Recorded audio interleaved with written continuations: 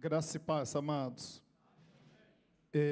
Nesse mês de maio, quando nós estamos como igreja pensando sobre família, encerrando o mês com o encontro, mas eu gostaria de deixar aqui ainda para fechar o mês, para fechar o nosso encontro, uma palavra. E eu quero aqui agradecer a Deus também pela vida dos irmãos. Nós muitas vezes, amados, sem perceber, a gente é bênção, instrumento de bênção na mão de Deus, né? Eu não sei o que o Toninho deu para o Denilson, mas ele revelou para mim que ele está muito feliz pelo presente que ele te deu, tá? Depois você compartilha comigo aí como que foi esse negócio aí, né? Mas é isso aí, amados, né? Transformados para transformar, curados para curar, né? Esse é o nosso trabalho. E como também diz um dos hinos que nós cantamos hoje, né? Levarei a minha cruz, né? Até o dia final. Não adianta levar a cruz, né? Por alguns dias. Não adianta levar a cruz por alguns meses. É levar a cruz até Jesus vir para buscar a sua igreja, né? Ser firme no propósito, no ministério. Alguns irmãos não vieram porque estão cansados, né? Eu fico muito grato a Deus, porque a Dazia, se falar para ela, talvez ela vai dizer, não, mas isso aí não é dengue, isso aí é dengo, né? Então ela vai dizer para mim que eu tenho isso desde quando nasci, mas amado, essa semana, alguns dias, né, já tem aí uns 10 dias, uma dengue terrível, né? E misturado com o dengo também, né? A gente aproveita, né, Fabiano, para ficar mais, né? 41 anos de casamento nós fizemos dia 7 de maio, né? Graças a Deus por isso.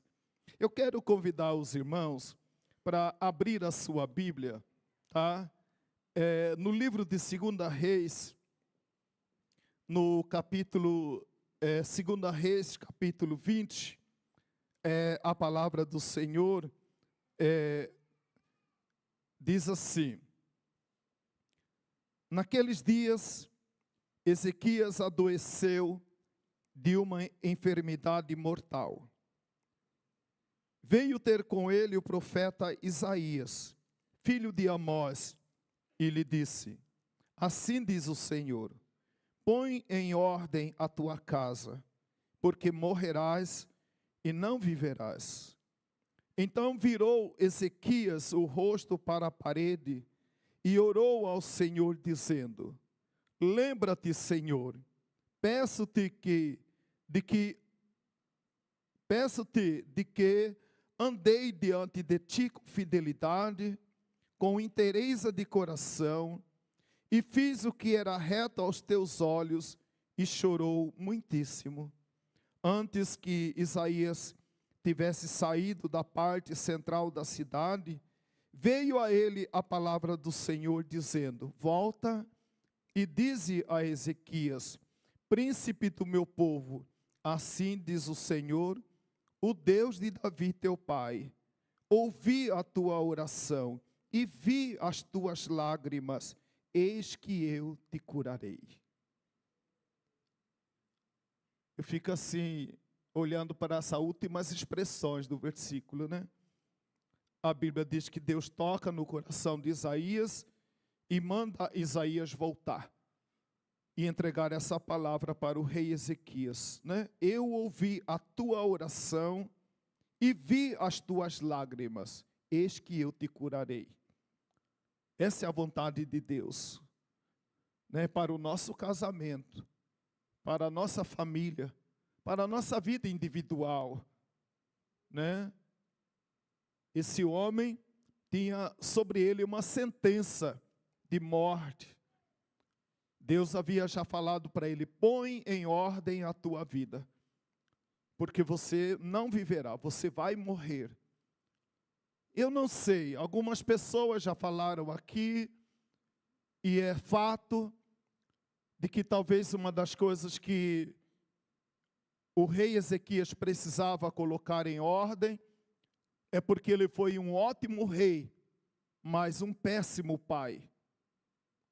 E um reflexo disso, as pessoas dizem que o filho dele sucede ele no reino de Israel e é um dos piores reis que tem sobre Israel. Ele foi um exemplo, ele foi um modelo como rei, mas alguma coisa, ele não foi tão perfeito como o seu papel lá fora, ele não foi dentro de casa. E a palavra de Deus para esse homem, põe em ordem. Quando nós olhamos, amados, para a palavra de Deus, no livro de Gênesis, nós vamos perceber que Deus, ele vai colocando em ordem o mundo. E depois de ter colocado em ordem o mundo, então a Bíblia diz que Deus cria o homem. Antes era caos, a terra era sem forma, a terra era vazia. E aí Deus organiza como um pai, como uma mãe carinhosa, atenciosa. Deus organiza o mundo, prepara o mundo, como a gente prepara o quarto dos nossos filhos pequenos, principalmente no momento de recebê-los, né? Temos aí uma irmã que está grávida, né? Ela já está preparando aí, né? Cadê ela? Cadê ela? Ah, está lá no fundo lá, né? Ah, então, ela já está preparando, né, irmã? Né? O pai também já está preparando o momento em que o bebê vai nascer. A Bíblia diz que a terra era sem forma e vazia. E Deus organiza o mundo e coloca eu e você nesse mundo.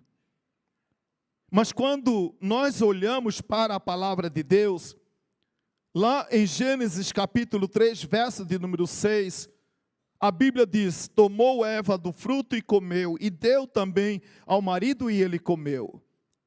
Não era nada de propósito ali de Deus contra aquela árvore, mas havia um princípio. Se o homem não fosse testado daquela forma, certamente Deus o testaria. Se ele desejava de todo o seu coração, de maneira voluntária, servir a ele. E a Bíblia diz então que Eva, ela toma do fruto e come, e dá ao seu marido, e ele também come. O marido poderia olhar aquele fruto e não comer, mas ele toma o fruto. Interessante que a Bíblia divide em duas partes. A Bíblia diz que ele toma.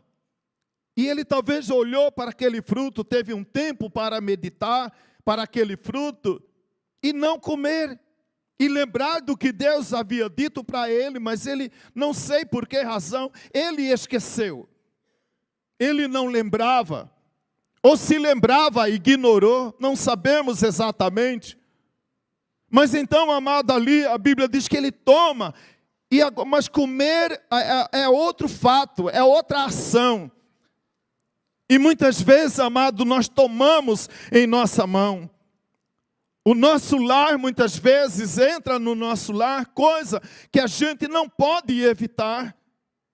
Mas comer é outra coisa, daquele prato que o mundo oferece.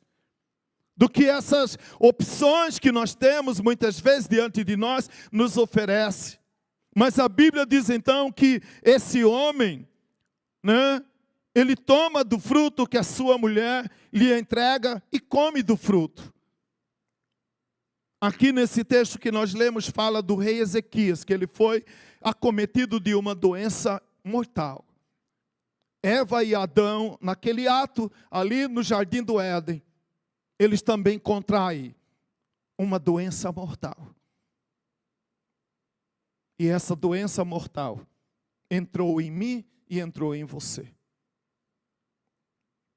E nós temos meditado lá nos primeiros dias do encontro, falando sobre, e agora? Como é que duas pessoas imperfeitas podem produzir uma família perfeita? Como é que dois frutos imperfeitos, duas pessoas imperfeitas podem criar filhos perfeitos? Como é que duas pessoas imperfeitas podem construir algo que seja perfeito? Humanamente é impossível. alguém imperfeito produzir algo perfeito. Então, amado, assim como Adão, assim como Eva, entrou o pecado no coração deles, entrou o pecado também no nosso coração. E aquilo que Deus organizou antes para receber a mim e a você, nós, através do pecado que habita em nós, desorganiza tudo que Deus organizou. Nós vivemos um tempo de desorganização, de desconstrução de princípios, de valores. Parece que o certo é errado, o errado é certo, não existe mais pecado. E alguém que peca, alguém que prega contra o pecado, ele é mau, ele é indesejado. Então, porque está fora de ordem, uma nova ordem se estabelece no mundo a partir do momento que nós pecamos. E a Bíblia diz então que esse pecado, né, havia entrado no lar do rei Ezequias. Essa desorganização do rei Ezequias entrou na vida ali da sua família. E aí, quando nós olhamos para a palavra de Deus, o apóstolo Paulo, escrevendo aos Romanos, capítulo 1, verso de número 28, ele diz assim: por causa que eu e você, por causa de nós, termos desprezado o conhecimento de Deus, o próprio Deus nos entregou a uma disposição mental reprovável para praticar coisas que não convêm, coisas inconvenientes. É interessante, amado, a gente fica olhando muitas vezes alguns filhos nossos, tão pequenos, de repente eles pronunciam uma palavra horrível. E aí a gente olha papai, olha para a mamãe e pergunta: quem que ensinou isso para o menino? Quem ensinou isso para o menino é o pecado sendo revelado, que habita em nós. O pecado sendo demonstrado agora na vida dessa criança. Então a Bíblia diz então, por havermos desprezado o conhecimento de Deus, o próprio Deus os entregou a uma disposição mental reprovável para praticar coisas inconvenientes.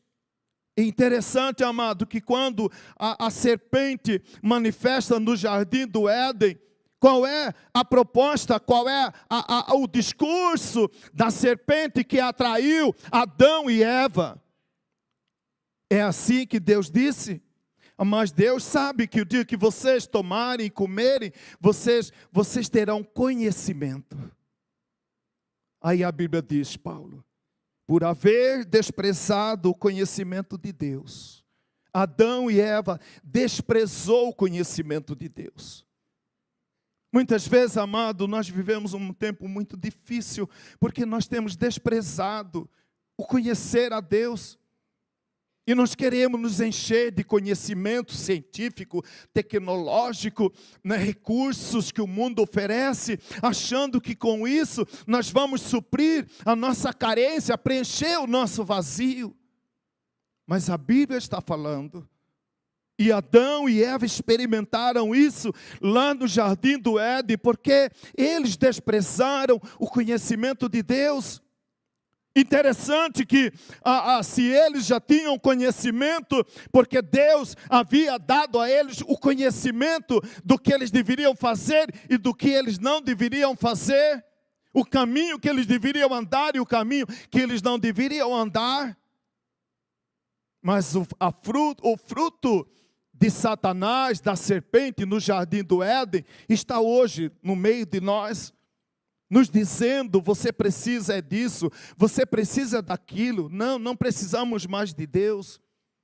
Nós vivemos um tempo, parece que as pessoas estão dizendo e declarando através do seu comportamento: não precisamos de Deus. Esse Deus atrapalha a nossa vida, esse Deus nos incomoda, esse Deus, eu não quero esse Deus. Alguém mencionou por um desconhecer ao Senhor. por um falso conhecimento, por incompleto conhecimento de Deus. Eu ouvi nesses dias lá alguém falando a respeito de uma outra pessoa, disse: eu não quero esse Deus. Esse Deus não serve para mim. Porque, amado, nós rejeitamos o conhecer a Deus. Trocamos o conhecer a Deus. E achando que a presença de Deus na nossa vida, na nossa casa, no nosso lar, pode ser substituído por alguma coisa. Deus é presença insubstituível. Deus é presença que não pode ser substituída na educação do seu filho, na condução do seu lar. A Bíblia diz então que o rei Ezequias, ele adoeceu, como eu também, como você também adoecemos. A Bíblia diz, Paulo escrevendo aos Romanos, capítulo 3, verso de número 23, a Bíblia diz: portanto, todos pecaram e todos carecem da glória de Deus. Todos pecaram. Ah, pastor, eu não tenho pecado. Você não entendeu. Todos pecaram. Todos pecaram. E nós estamos, por causa da natureza decaída, contaminada pelo pecado, nós estamos separados de Deus. Deus nos separou. Nós fomos separados da presença de Deus. A Bíblia diz que no ato em que Adão e Eva comem do fruto, então a Bíblia diz que eles foram tirados do jardim. Tirado do jardim, amado, significa tirado da presença. Porque era no jardim que Deus havia preparado para eles, era o local de encontro deles com Deus. O lugar, amado, onde Deus tem preparado para ter esse encontro. Você não vai ter encontro com Deus em outro lugar. Nós achamos muitas vezes: eu não preciso ir à igreja. Eu não preciso ter compromisso com a igreja. Amado, quanto mais nós nos dedicamos ao Senhor e à sua igreja, o dia que a gente falta o culto, parece que não foi domingo para a gente. Você não tem essa sensação? Ou você está acostumado? Domingo eu estava tão mal, né, mas eu falei: não, mas eu vou no culto. Né, no sábado eu não vim, mas eu falei: não, mas no culto eu vou. Né, arrastado, mas eu vou. Amado, a Bíblia diz que o rei Ezequias, ele foi contraído por uma doença, e a doença dele era mortal. Isaías entrega a ele essa palavra e vai embora. Mas Deus, na sua infinita graça e misericórdia, pede ao mesmo Isaías: Isaías, volte lá. Volte lá. Então, amado, Deus sempre está nos dando, nos oferecendo uma nova oportunidade de reconstruir, de sermos restaurados, de restaurar nosso casamento, de restaurar a nossa família, de restaurar o nosso lar. Porque essa é a vontade de Deus. Quando nós nos alegramos de ver esses irmãos alegres, celebrando, declarando quão bom foi vir para o encontro, o nosso coração se alegra em Deus, porque não há recompensa melhor para cada um de nós de saber que Deus transformou a vida de alguém, de que Deus transformou o casamento de alguém, de pessoas que talvez entraram nesse encontro dispostas a separar, mas que agora, renovados diante do Senhor, tomam um novo propósito de ser fiel ao Senhor até que a morte os separe. Essa é a vontade de Deus. A Bíblia diz então que esse homem, Ezequias, consciente da sua realidade, ele ora e ele chora diante do Senhor. Eu alegro muito meu coração, amados, quando a palavra do Senhor diz que o contrito e quebrantado de coração, Deus não desprezará. Que o contrito e quebrantado de coração, Deus não desprezará. aquela lágrima que você tem chorado pelo seu lar, não é lágrimas em vão. São lágrimas que Deus está usando para regar a plantinha que vai florescer na sua família, na vida dos seus filhos. Esse homem, ele chora diante de Deus. Ele orou e chorou. A Bíblia diz que o próprio Isaías também, Isaías capítulo 5, verso de número 6, a Bíblia diz que Isaías, ele vai ao templo, ele vai à casa do Senhor, e quando Isaías está lá na casa do Senhor, e ele então contempla a glória de Deus, ele contempla o poder de Deus, aquele homem também se prostra diante de Deus e diz: ai de mim, porque eu estou perdido. Sem Cristo, eu e você estamos perdidos. Simplesmente isso. Não tem salvação. Mas a própria palavra de Deus também diz que pelo sacrifício de Jesus na cruz, o véu, o muro da separação foi arrancado, foi quebrado, quando Jesus morre na cruz, pelo meu e pelo teu pecado, e ao terceiro dia ele ressuscita, e hoje eu e você podemos declarar: onde está, ó morte, a tua vitória? Porque Cristo venceu a minha morte na cruz do Calvário. Porque Jesus levou a minha condenação sobre a cruz. Porque Jesus levou sobre si o meu pecado. Porque eu sou imperfeito e reconheço a minha imperfeição. E me prostro diante de Deus e me humilho. Ai de mim, eu estou perdido.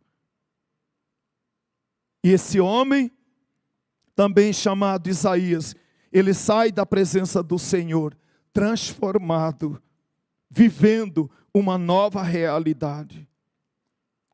2 Samuel, capítulo de número 12, verso de número 16, temos aí o exemplo também de Davi. Quando Davi ele peca diante do Senhor, ele peca diante do seu casamento, ele peca diante da sua família. Quando ele tem aquele relacionamento que não deveria ter com aquela mulher que não era dele, daquele fruto daquele relacionamento nasce um filho. E ele já sabia que o filho estava sofrendo por causa do pecado dele e da mãe dele. Esse homem chamado Davi, a Bíblia diz que ele buscou a Deus, ele jejuou, e passou a noite prostrado, intercedendo pelo seu filho.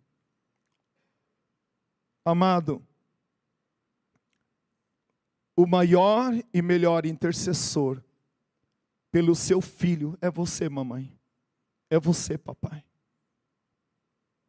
Aquele homem chamado Davi sabia que havia uma sentença de morte contra aquela criança que foi fruto do pecado. Foi concebido de maneira errada. Pastor, meu filho foi concebido de maneira errada. Meu irmão, minha irmã, não olhe para o seu pecado. Olhe para a cruz de Cristo. Não importa a maneira como essa criança foi concebida. Deus é fiel e justo para perdoar os nossos pecados. Ah, pastor, tantas vezes eu caí. Ah, pastor, tantas vezes eu traí. Não olhe para o seu pecado, olhe para Jesus. E aí nós podemos cantar, como diz um dos hinos que nós cantamos, né? Quando Ele estendeu a sua mão sobre mim. Quando Ele estendeu a mão sobre mim, a minha vida foi transformada. E é isso que Deus deseja fazer em nós e através de nós. A nossa família é o maior patrimônio que nós temos. E muitas vezes, amado, nós esquecemos disso. Nós ficamos procurando patrimônio. O maior patrimônio que eu e você podemos ter é a nossa família. Os meus filhos, os meus netos são o meu patrimônio. O meu maior patrimônio. Eu sempre falo para os irmãos que eu não teria coração para ser pastor se eu ver um filho meu fora da presença de Deus. Ou se eu ver um dos meus netos fora da presença de Deus. Eu talvez não teria coração para ser pastor. Mas eu sei que Deus é fiel. E Deus tem nos honrado até hoje. E vai nos honrar. Em nome de Jesus. Até o dia que Jesus vier para buscar a cada um de nós. Ele busca ao Senhor. Ele ora, ele se prostra diante do Senhor. Uma coisa nós sabemos, amados irmãos, na vida, que a diversidade maiores exige de cada um de nós um esforço maior. Pastor, o meu problema, a minha luta na minha família é tão grande. Mas graças a Deus, amado, que a palavra do Senhor declara que maior é aquele que está em mim do que aquele que está no mundo. O mundo tem problemas, mas a Bíblia diz, maior é aquele que está em mim. Deus é maior de qualquer problema que você possa estar passando. Eu não vou olhar para o problema, eu vou olhar para aquele que tem a solução para os problemas que eu estou vivendo. A Bíblia diz que Davi, ele jejua, ele se prostra diante do Senhor. Em Mateus, capítulo de número 17, verso de número 21, aquele pai também que pede a intervenção do Senhor em favor do seu filho. E o milagre Jesus realiza. Então vêm os discípulos e perguntam por que nós não conseguimos. Muitas vezes nós perguntamos por que eu não consigo resolver esse problema. Por que eu não consigo resolver essa situação?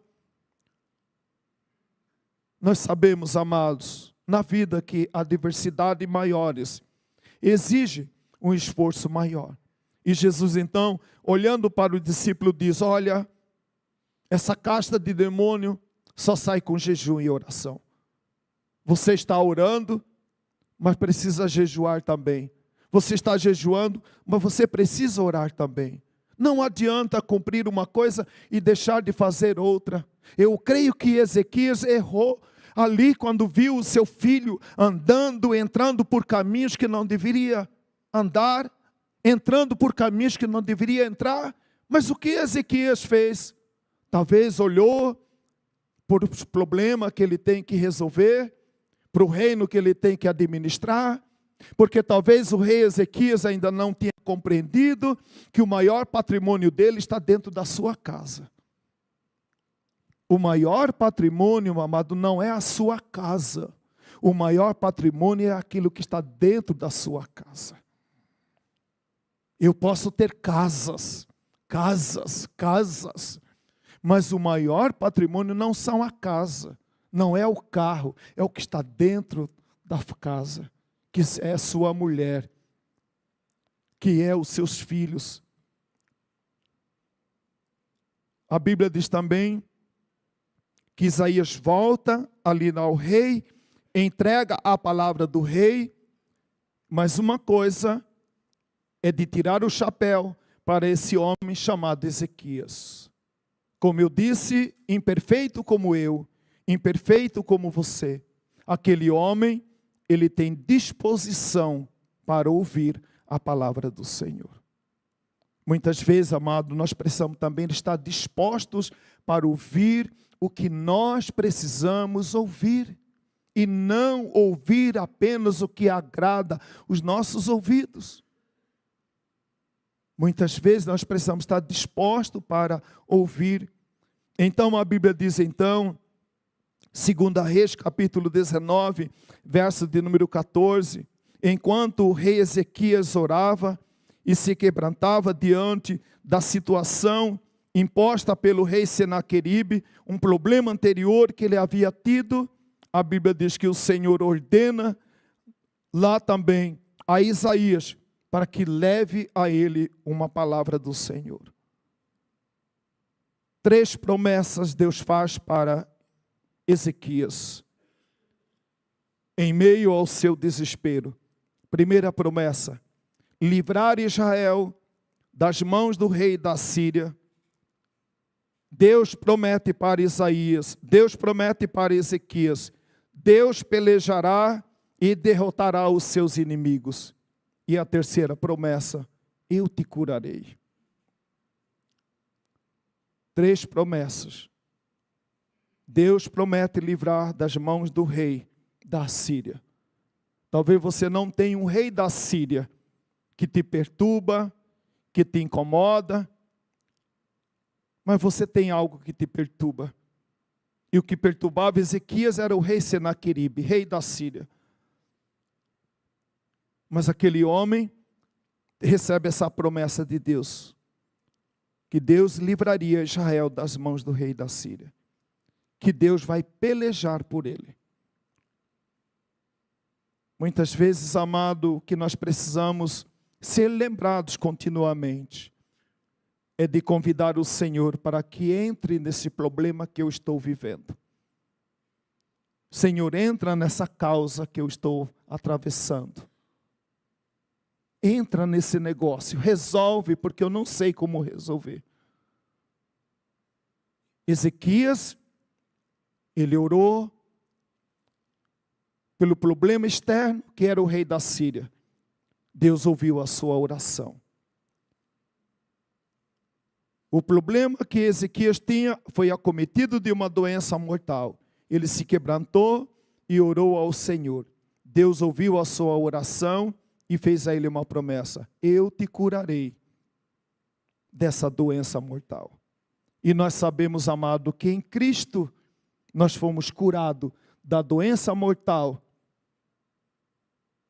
da nossa dívida de pecado contra o Senhor. Ele apagou a nossa dívida. E ele também diz: eu te curarei. Muitos irmãos, muitas pessoas estão orando, pedindo a Deus, para Deus curar a sua casa, para Deus curar a sua família. Eu vou convidar aqui o Ministério de Louvor para vir aqui à frente.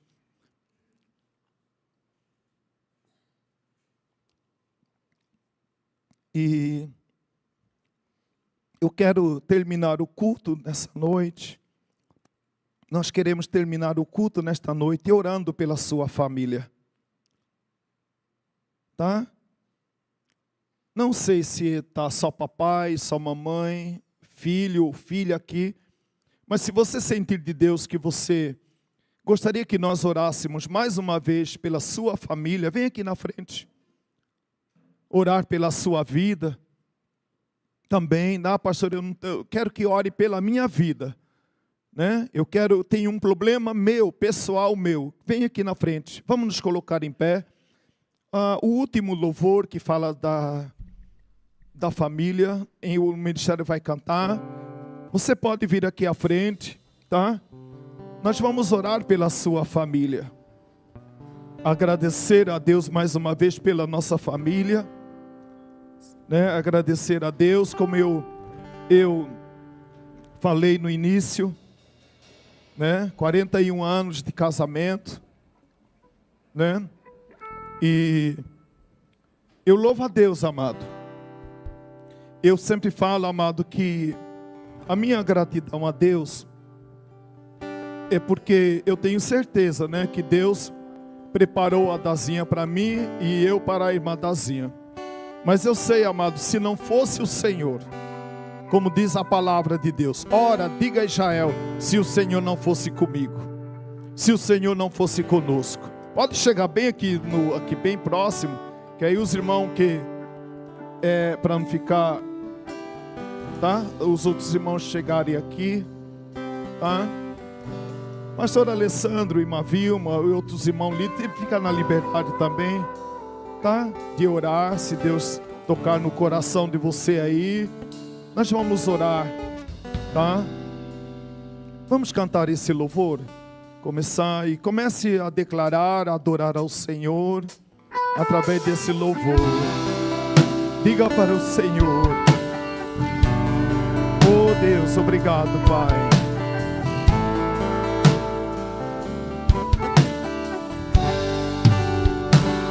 Minha família Senhor. Declare isso. Meu bem maior. Obrigado, Pai. A ti eu dou.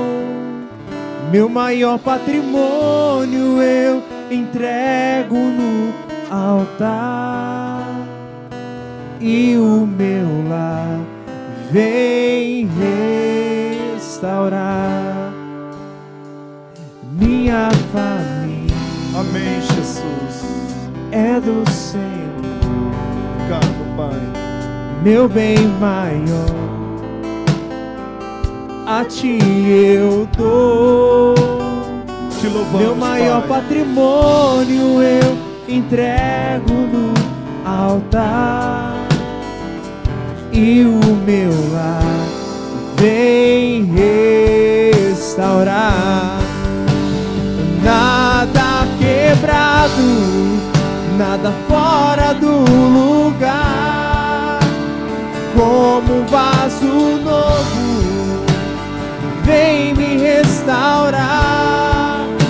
Restaura minha casa e na minha família vem reinar. Transformados para transformar, restaurados para restaurar e curados para curar. Minha família é um tesouro de grande valor. Na alegria ou na dor, seja onde for. Minha família é um tesouro de grande valor. Na alegria ou na dor, pra glória do Senhor. Nada quebrado,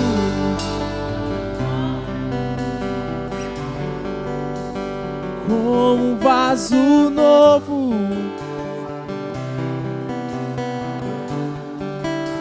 Restaura minha casa e na minha família vem reinar. Transformados para restaurar, restaurados para restaurar E curados para curar. Nada quebrado, nada fora,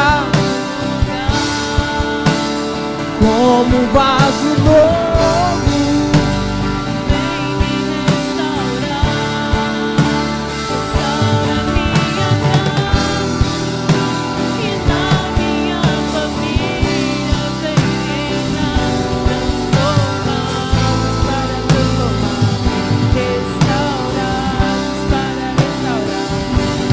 Transformados para transformar, restaurados para restaurar. Transformados para transformar, restaurados para restaurar.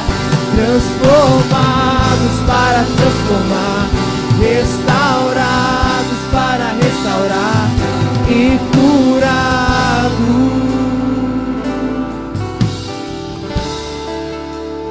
para curar. Amém. Vamos orar. Vamos orar. Ore você pela sua família. Você que tem um filho que está fora do caminho do Senhor, comece a interceder por ele.